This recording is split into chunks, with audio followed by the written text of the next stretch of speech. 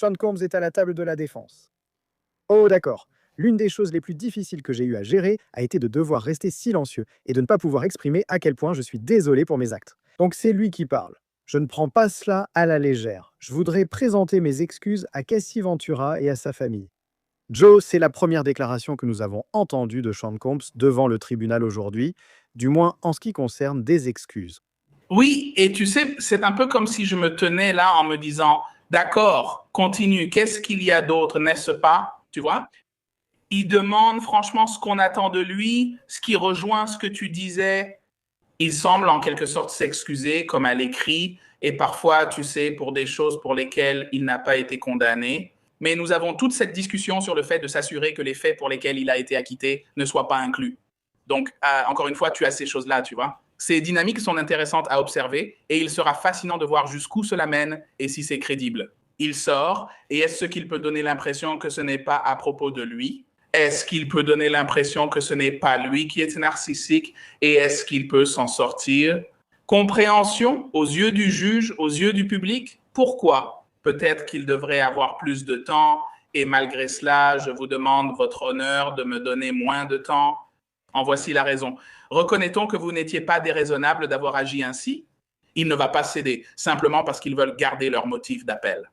Mais comment va-t-il se présenter pour maximiser ses chances? C'est la suite. Il vient de dire « Je présente mes excuses à Jeanne de t'avoir mêlé à mes problèmes. Je présente mes excuses à toutes les victimes de violences domestiques. » Rappelez-vous, il n'a pas été inculpé ni condamné pour violences domestiques. Je sais que la vidéo choquante où il frappe Cassie Ventura a bouleversé beaucoup de gens. J'étais malade, malade à cause de la drogue, j'avais besoin d'aide, mais je n'ai pas reçu d'aide. D'accord, je vais expliquer en direct. Serena.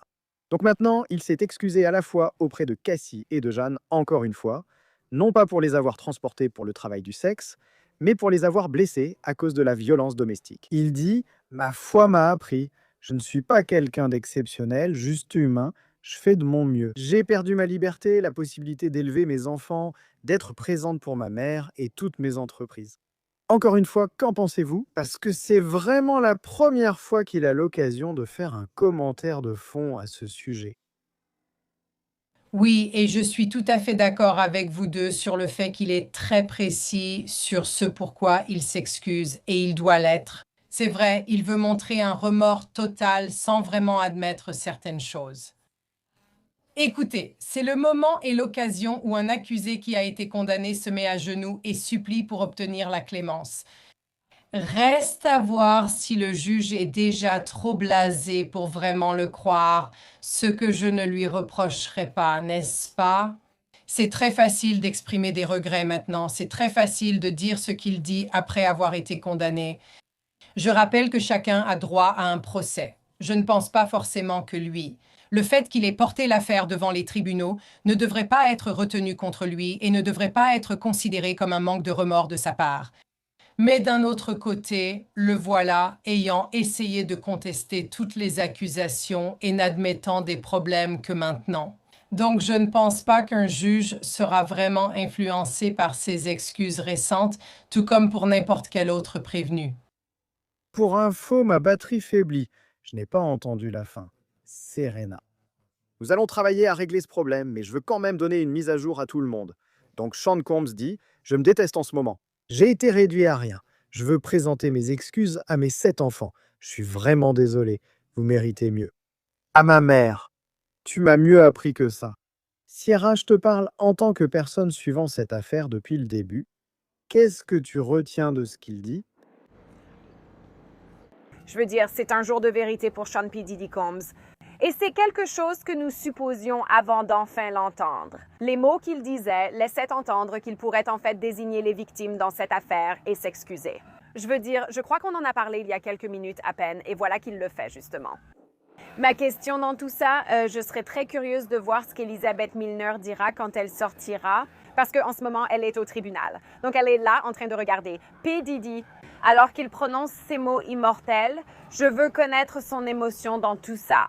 Je veux dire, on peut lire les mots qu'il dit. Je suis désolée envers Cassie. Je suis désolée envers Jane. Je suis désolée envers mes enfants et ma mère. Tu m'as appris mieux que ça. J'ai tout gâché, tout ruiné. Mais quelle émotion y a-t-il? Est-ce juste des mots?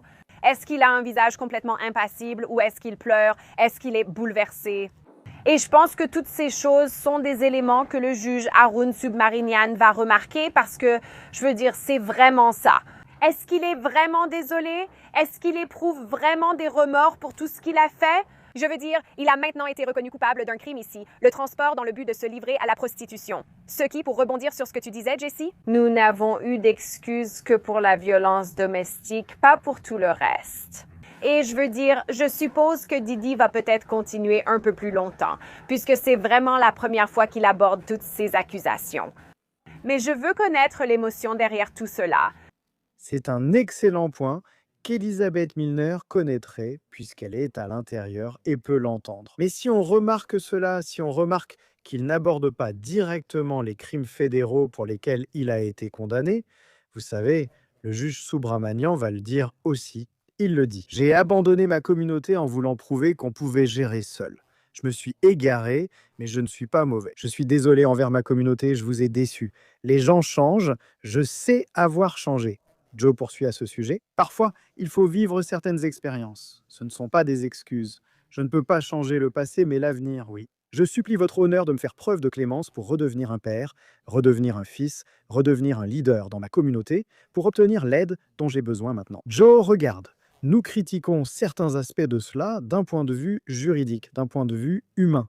Le juge pourrait-il être convaincu que cet homme a vraiment retenu la leçon? Cela pourrait être positif qu'il n'ait pas été condamné pour racket et trafic sexuel. Même si le transport pour prostitution est un crime grave. Et il y avait des éléments de violence et de drogue qui en faisaient partie. Et cela s'est produit à de nombreuses reprises. Qu'il ne devrait peut-être pas avoir à passer une grande partie de sa vie maintenant en prison. Voici ce que je dis au risque de donner l'impression que je m'acharne sur Didi, et ce n'est pas du tout une journée où je m'acharne sur Didi pour moi. S'il a compris en 14 mois, il retiendra encore mieux en 2 ou 3 ans. Et donc, ce que ça veut dire, c'est qu'il doit y avoir une autre raison. Au-delà du fait qu'il tire la leçon, ça en fait partie, mais il y a autre chose que le fait qu'il tire la leçon. Pour qu'il soit libéré plus tôt que tard, et cela pourrait être la force du bien qu'il pourrait devenir. Je ne veux pas minimiser cela, je ne veux pas minimiser le fait qu'il a de l'ingéniosité, il est créatif, il a une énorme plateforme, tout le monde va observer ce qu'il fera ensuite. Et donc, cela devrait être une raison supplémentaire de le laisser sortir plus tôt parce qu'encore une fois, il sait comment réussir. Et dans tous ces domaines où il dit, à cause de, vous savez, il a perdu son père. Et cela l'a rendu plus susceptible de, vous savez, d'être un auteur de violence domestique ou quoi que ce soit. Il a surmonté les obstacles de tant d'autres façons. Donc, ça ne tient pas non plus. Donc, ça doit vraiment être sa capacité à faire quelque chose que presque personne d'autre n'aurait pu faire venant de cette situation. Donc, je ne vais pas minimiser la force de cela, ni la façon dont le juge pourrait l'évaluer, mais ça devra être ça, encore plus que simplement tirer la leçon. Il a simplement dit « Je ne veux pas décevoir Dieu. Je ne peux blâmer que moi. Je sais que je ne toucherai plus jamais quelqu'un. Je suis prêt à respecter toutes les conditions. Partager mon histoire n'est pas une ruse pour obtenir une peine réduite. Cette histoire est tragique. Si votre honneur me donne la chance de raconter mon histoire, cela aura un impact positif. Merci au jury. Votre honneur m'a inspiré assez de confiance pour penser que témoigner était inutile. Ils ont sacrifié 8 semaines. Je les remercie pour le verdict de non-culpabilité. Serena, à toi, quels sont tes avis là-dessus? Eh bien, Sean Diddy Combs a toujours eu une plateforme pour raconter son histoire. Il n'avait pas à être condamné pour des crimes odieux pour inspirer et utiliser son pouvoir pour le bien. Je trouve que c'est vraiment dommage que quelqu'un qui vient d'un milieu aussi difficile est brisé et qui a pu poursuivre ses rêves et y arriver. Puis il s'est retourné et a utilisé cela pour manipuler des gens, pour faire du mal à des personnes qui étaient très vulnérables face à lui, et il a utilisé son pouvoir à mauvais escient. Peut-être qu'il a fait de bonnes choses, peut-être que ses enfants l'aiment, c'est vrai. Mais il y a beaucoup de criminels condamnés qui ont des enfants qui étaient innocents et qui resteront toujours innocents. Ils attendent le retour de leur père ou mère à la maison. Il n'est pas seul dans cette situation. Sean Combs est unique car il a évolué malgré une situation difficile. Et au lieu d'utiliser cela pour améliorer sa communauté et les personnes autour de lui, Il les a exploités et a fini par commettre ces crimes odieux envers les femmes de sa vie. Donc, je ne sais pas si cela va vraiment plaire à un juge qu'il raconte maintenant son histoire de cette manière. Peut-être nous a-t-il entendu, Sierra, tu sais ce qu'il a dit? J'assume l'entière responsabilité de mes condamnations en vertu du Mann Act. Ils veulent en faire de moi un exemple, je veux que vous pensiez à ce dont une personne est capable. S'ils ont une autre chance, pensez aux magnifiques enfants qui ont encore parlé en ma faveur. Nous avons parfois entendu des accusés déclarer à leur condamnation que le jury s'était trompé, qu'ils étaient innocents, ou parfois leurs paroles semblaient creuses et sans impact. Au fait, Sean Combs vient de rapper. Il dit « Peu importe ce que disent les autres, je suis vraiment désolé, merci votre honneur ». De votre point de vue, celle-ci vous marque-t-elle? Sierra, est-ce différent? Je trouve qu'elle se distingue. Il y a quelques minutes, on disait « D'accord, on ne connaît pas le Mann Act ni le transport lié à la prostitution. » Et on a dit que la juge Arun Sumeranian allait prendre note de cela. Donc, il semble que cela pourrait être une manœuvre stratégique de la part de P. Diddy. Pour le mentionner d'emblée, désolé auprès de Cassie, Jane, etc., et toutes les personnes blessées et comment. Ensuite, il a évoqué sa famille et maintenant sa conviction ici. Et je me demande vraiment s'il en a peut-être discuté et parlé avec ses avocats de la défense. Et voici ce que je pense dire. Qu'est-ce que tu penses que je devrais inclure? Qu'est-ce que tu penses que je devrais, exclure? Toutes ces choses-là. Je trouve ça intéressant qu'ils disent « ce n'est pas une sorte de stratagème ». Ici, ce n'est pas pour que j'ai moins de temps. Prenez-moi en exemple pour que je poursuive et partage mon histoire. Et cela rejoint un peu ce que Serena disait. P. Diddy était déjà une personnalité publique. Il n'avait pas besoin d'être condamné pour un crime comme celui-ci afin de partager son histoire. Je veux dire, on a vu beaucoup d'autres célébrités qui sont passées par l'addiction ou des choses comme ça sans avoir été condamnées. Et ensuite, nous montrer un changement positif en tant que modèle. Donc, je trouve ça intéressant, mais je pense aussi que c'est stratégique. Il a évoqué le Mann Act. D'accord, Serena, qu'est-ce que tu m'as dit avant de partir? Il pourrait changer d'avis, il pourrait faire une pause, dit le juge. Prenons 5 minutes. 5 minutes. Qu'est-ce que ça veut dire? Qu'est-ce que ça veut dire? Combien de jurisprudence peut-on...